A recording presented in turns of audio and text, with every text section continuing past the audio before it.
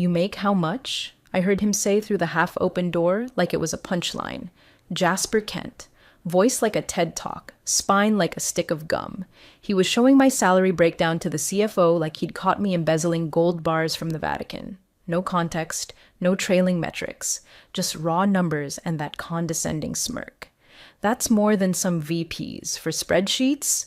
I closed the door behind me like I hadn't heard a damn thing, but something in my chest tightened, sharp and low. I'd spent 9 years at Denmore Capital, 9 years building risk models so tight the SEC once asked if we had an oracle on payroll. I wasn't loud about it. I didn't need to be. My dashboards were the reason 2 separate audits cleared in under a week. My models had saved the firm's largest hedge client from a derivatives sinkhole in 2020. But no one talks about the architect when the building doesn't fall. If you've made it this far, I hope you'll consider liking the video and subscribing. 97% of people listen without hitting that button, and it really keeps this kind of storytelling alive. It helps more than you know.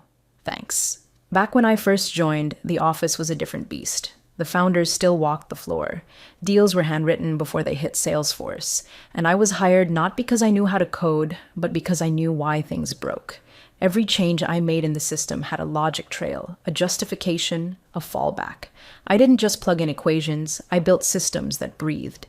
But time passed, culture shifted. The old guard retired, sold off, or got pushed into consulting. What came in was sleeker, hungrier, more PowerPoint. Jasper was the latest upgrade, a Harvard MBA with a jawline you could cut glass on and a portfolio full of buzzwords. The CEO, his uncle, introduced him at our quarterly all-hands as a mind built for tomorrow's challenges. Tomorrow apparently didn't involve understanding how today even functioned. He didn't speak in specifics, just suggestions. Let's align better with revenue outcomes. Let's optimize back-end dependencies. Vague enough to sound smart, safe enough to not commit. But I saw the data he was pulling. Internal comp reports, usage stats, redlined bonuses.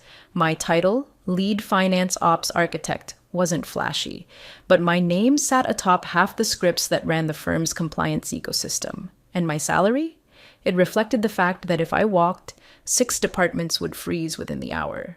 Still, Jasper kept circling. He'd stop by my desk with questions that felt innocent until they weren't. Do you still maintain that old derivatives tracker, or has someone else picked that up? Translation: can we say you're redundant? How automated is your client churn risk model these days? Translation: can we offload your function to a cheaper analyst? I kept my answers clean. Short. I never gave him rope. But I documented everything. His questions, his phrasing, the spreadsheets I saw open when I passed his office. I even saved a draft email he never sent but previewed in Outlook's side pane. Legacy comp models and termination considerations. CJWU PDF. That's me. Claire J. Wren. He thought I was just a number, one he could slash and present as a quick win in his next slide deck. But what Jasper Kent never understood, what none of them understood, is that numbers don't just sit in cells. They ripple. They connect to systems, contracts, functions, consequences. And in my case, the consequence of removing me wasn't just operational. It was contractual, and it was already signed. Jasper started lurking around finance like a possum sniffing for dropped fries. He wasn't even subtle about it, just popped in with that boy wonder energy and started asking around. One of my leads, Tanya, mentioned he'd pulled 6 months of back-end usage logs, some of which had nothing to do with our active functions and everything to do with how often legacy scripts were accessed. I knew exactly where that was headed. 2 days later, our systems lead pinged me. Hey, did you know Kent requested a list of overlapping job functions across OpS teams? I did now. Add that to the salary report I saw printed and folded in his briefcase, and it painted the kind of picture consultants love. Overlap, redundancy, optimization opportunities. He wanted to look like a hero trimming the fat. Never mind the fat kept the damn place from hemorrhaging. A VP in revenue whispered to me over coffee, "He's flagged you." His tone had the weight of someone who didn't want to say it. Called your function outdated, said you were overcompensated for maintenance. Maintenance. That was the word that stuck like something rotting in my throat. I walked straight into Jasper's office, didn't knock, didn't wait. You're running a comp optimization review, I said. Fine. But if you're going to throw around phrases like legacy function, we should talk specifics. He leaned back like a smug game show host. Claire, this isn't personal. The firm's just evolving. We're trying to keep pace with the industry, and part of that means reevaluating cost structures that don't scale anymore. Cost structures, I repeated. Funny way of describing operational stability. We think the firm's outgrown some of those older roles, he said, tapping his Montblanc pen on the table like punctuation marks. You've done great work, but we need leaner agility now. Just make sure legal signs off before you touch anything in my comp package, I said. He chuckled. They will. It's boilerplate, right? I let him have the last word. Let him sit in his little puddle of self-assurance, floating like a duck and paddling like hell underneath. Because here's the thing. My contract wasn't boilerplate. Not even close. When Denmore acquired Pinnacle Analytics in 2017, I came over as a part of the executive clause transition package. I remember the negotiation like it happened yesterday. The clause was buried halfway through an appendix wrapped in corporatese and signed off under urgency before the acquisition deadline. It was called Clause 4.9c, and on paper it looked like a formality. In reality, it was a loaded gun with a hair trigger. It didn't matter whether I quit or got canned. If my role was terminated, voluntarily or otherwise, without a formal 90-day transition and legal sign-off, it unlocked a buyout cascade tied to all the equity, options, and deferred comp they'd used to sweeten the deal back then. Indexed, compounding, and timed to the firm's current valuation. He didn't know that. He was playing checkers in a minefield. What made it worse was that I'd given him a chance, a subtle warning.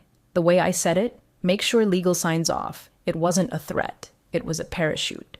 But people like Jasper don't hear quiet warnings. They only listen to explosions. The room was warm with artificial cheer, the kind that clings to quarterly meetings like bad cologne, coffee carts, recycled pastries, and the CFO cracking some limp joke about making Q3 our Q favorite. I sat in my usual seat, 2 notches down from the CEO, across from legal. Same seat I'd held for 9 years, same view of the projector, same pretense of team spirit. Then Kent stood, clicker in hand, hair perfectly tousled like he'd just come off a photo shoot for Forbes Under 40 who don't blink enough. He launched into a presentation with all the finesse of a guy who learned business strategy from YouTube ads. We're repositioning legacy resources to better align with high-velocity outcomes, he began, like that meant anything to anyone with a working cerebrum. The slide behind him said it all. Phase 2, Analytics Optimization. Merge compliance, forecasting with market risk ops. Absorb client metrics into RevGen tools. Sunset finance ops. Architect role, estimated annual savings $312,000, and then he looked right at me, locked eyes like a magician about to pull a rabbit out of someone else's career. No offense, of course. That's when I stood. I didn't shout. I didn't argue. I reached into my tote, pulled out a sealed manila envelope, my resignation, and set it gently in front of the COO. Then I took off my badge, laid it on top, and pushed both forward like a final move on a chessboard no one realized they'd been playing. Effective immediately, I said, my voice clear, calm, and as final as a gavel. For a moment, no one moved. The general counsel's head whipped toward me like she'd been hit with a taser. Her mouth opened slightly, eyes darting to the envelope, then to Kent, then back to me. She knew. Oh, she knew. Kent blinked like someone had just spoken to him in Morse code. Wait, Claire, let's not be dramatic. I didn't respond. I was already sliding my chair back. The sound of it scraping tile was louder than anything he had to say. The COO looked pale, like genuinely pale. He leaned forward, picked up the envelope with 2 fingers like it might explode, and opened it. His face drained by the time he reached the second page. That page contained the clause, the exact language, the trigger condition, the effective date, and a formal notice of counsel representation with a timestamp from 7:42 that morning. Kent tried to laugh it off. We were going to discuss this later. There's no need to walk out mid-meeting. But legal wasn't looking at him anymore. They were looking at the envelope. The COO had stopped reading and was already texting someone. And the general counsel? Her voice was a whisper, but I caught it as I turned to leave. Oh God, it's real. That's the thing about people like Kent. They build their careers assuming no one's smart unless they went to the same school. They don't read the fine print because they think fine print is for secretaries and paralegals. They think silence is weakness, that resignation means surrender. But what I gave them that day wasn't surrender, it was detonation. They just hadn't heard the blast yet. I walked out of that boardroom without a single glance back. No exit memo, no transition plan doc in the shared folder, no cheery goodbye email with too many exclamation points. Just me, my bag, and a quiet door clicking shut behind the dumbest strategic pivot Denmore Capital had ever made. By 1:47 p.m., legal had called an emergency sync. I wasn't there, obviously, but I'd seen enough fire drills in that building to know the choreography. The general counsel would have flipped to page 6 of my personnel file. Section, Executive Retention Provisions, subsection, Acquisition Transfers. Then she would have scrolled past the usual equity grants and base pay until she hit it. Clause 4.9c. One paragraph, 4 lines, written like an afterthought, except it wasn't. Termination, voluntary or involuntary, of lead architect without 90-day offset or formal buyout approval shall trigger a pro rata liquidation clause tied to restricted equities, vesting derivatives, and alignment bonuses defined by Appendix D of the 2017 Transition Agreement. In English, if they removed me for any reason, without either keeping me on payroll for 90 days or executing a formal buyout, I could demand a cash payout equal to the adjusted value of all deferred comp plus bonus multipliers and share acceleration, benchmarked to current fiscal valuations. Total liability, $18.4 million. Jasper, of course, called it absurd the second he heard the number. It's a technicality, he said, pacing in the war room with his suit jacket off and his voice higher than usual. She resigned. She wasn't terminated. But legal knew better. They had copies of the deck, the slide that said my position was being sunset. The phrase, role absorption, was underlined in red during the meeting. There was a recording. The termination was on record before I even stood up. And here's the real kicker, because Jasper had never consulted legal prior to presenting his little reorg fantasy. He hadn't given them a chance to negotiate the buyout timeline, which meant he'd triggered the clause without safety rails. The moment I placed that envelope on the table, the clock started ticking. The CFO got dragged in around 3U. I imagine he came in smiling, thinking this was some HR kerfuffle they could settle with a week of severance and a fruit basket. That was before they showed him the exposure report. Equity comp tied to Denmore's private valuation cap? Check. Indexed stock options from 2020? Check. Legacy performance bonuses that never fully matured but were contractually linked to payout triggers? Check, check, and check. Then came the piece no one saw coming, because Jasper hadn't bothered to ask what I actually touched. Those risk models? They weren't just dashboards. They were embedded, hard-coded into Denmore's trade protocol and client reporting framework. Meaning, if I revoked my access, and I had, those tools entered unsupported status, and if legal didn't reassign ownership fast enough, it jeopardized active compliance certifications tied to 4 major accounts. That's when the CFO called the CEO. Not a meeting, not a memo. He called. And if I had to guess, it wasn't to say, "Great job on the new org chart." Kent didn't sleep that night. I know this because 3 different managers texted me screenshots the next morning, 2:14 a.m., 3:06, 4:42. He was still online in Slack, pinging them with questions about data dependencies, asking for internal model diagrams, requesting legacy dashboard logs. The man was neck deep in a system he never bothered to understand, and now he was scrambling to figure out what he'd detonated. First thing the next day, he stormed into finance demanding a full breakdown. "Model it out," he said. "Worst case scenario, what's the total exposure?" They did it, in silence, because everyone knew. The clause didn't just cover salary, it covered what the contract called adjusted trailing comp, a beautiful little term that ballooned under scrutiny. It included bonus averages across 5 years, index-linked performance grants, options priced at floor value during the 2020 downturn, and equity rollovers tied to retention-based milestones. Then came the penalty interest for failure to execute a buyout within the required window.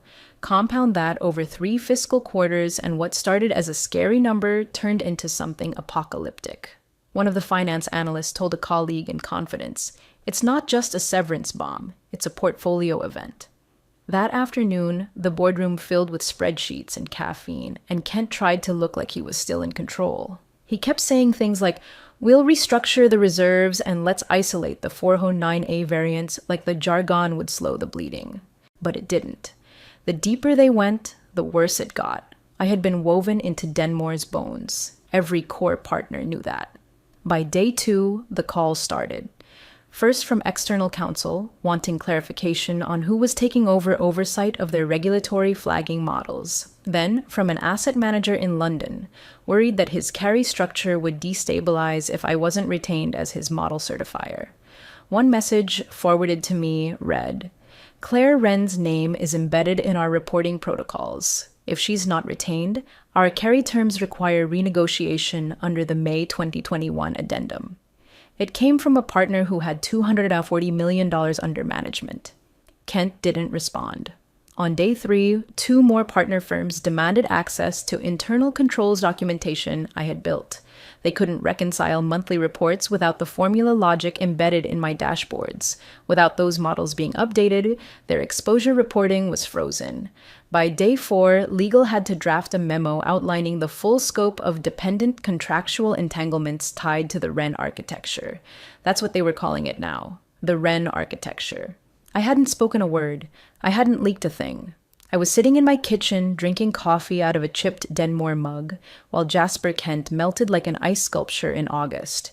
I'd always told them the system needed redundancy. Now they were learning what happens when they ignore the warning labels. The countdown started the moment I walked out. 14 business days. That was the window outlined in Clause 4.9c. Subsection B, a subclause they probably never even knew existed. From the moment my resignation hit their server timestamp, they had 2 weeks to either execute the full buyout or trigger a series of cascading defaults buried in linked contracts and performance warranties. Denmore had never missed a deadline like that in its history. But then again, Denmore had never tried to amputate its own brainstem before either. By day 2, legal had already flagged 3 client agreements that mentioned model continuity assurance, a term referring directly to the systems I designed, certified, and updated across 4 fiscal cycles. No active replacement meant they couldn't guarantee model continuity. No model continuity triggered renegotiations. And the kicker, most of those clients had quarterly lock-in clauses with renewal penalties that fell on Denmore if the client chose not to continue. On day 3, one of the hedge partners requested a private meeting, not with Jasper, with the CEO. The man had been quiet for a year and suddenly he was demanding FaceTime. He wanted to know who was managing his custom derivatives tracker, the one I'd architected to identify synthetic asset drift before the markets did. The answer, of course, was no one, because I hadn't built that thing with a team. I was the team. Day 4 was quiet, which only made Kent more anxious. He tried to get marketing to draft a press release about internal innovation pivots. They refused. He pinged legal for permission to make a clarifying statement about the buyout rumors. They told him, and I quote, "Absolutely not." Day 5. A long-term client froze a pending renewal. It was for a liquidity stress test module I'd co-authored and updated personally every Q2. The client didn't scream or threaten. They just paused. That silence said more than any demand letter ever could. I was sitting on my porch that night when my phone buzzed. LinkedIn notification. A message from a Denmore board member, one who hadn't spoken to me in years. The message was short. No pleasantries, no attempts at small talk. Is this retrievable? I stared at it for a few seconds. Then I opened my inbox, attached a PDF of the clause, highlighted in yellow, signed and dated, and forwarded it straight to my attorney with one line, "They're blinking." And I didn't reply to the board member. Because when you spend your whole career being the failsafe, the invisible backbone, the architect no one brags about but everyone leans on, you learn when to speak and when silence screams louder. I wasn't negotiating. I wasn't returning. I was waiting for the timer to hit 0. It didn't take long for word to get out. One little change on a LinkedIn headline, just a quiet update in the experience section, and the wires lit up like I'd flipped a switch on the entire financial East Coast. Claire Wren, partner, infrastructure advisory, Rothmore Strategies. No announcement, no post, just that line. Rothmore wasn't flashy. They didn't sponsor conferences or throw rooftop parties during Finance Week. What they did throw were lifelines, tailored risk architecture for hedge funds with exposure in messy markets. They specialized in what kept compliance officers up at night: DOJ scenario mapping, SEC audit shielding, and sovereign exposure simulations. They'd offered me partner because they knew exactly what I'd built at Denmore. And more importantly, they knew how badly Denmore had screwed themselves by letting me go. Day 7, Kent called. The number popped up on my phone, one of those sleek new iPhone signatures that still thought Harvard MBA belonged in a contact name. I didn't answer. He tried again.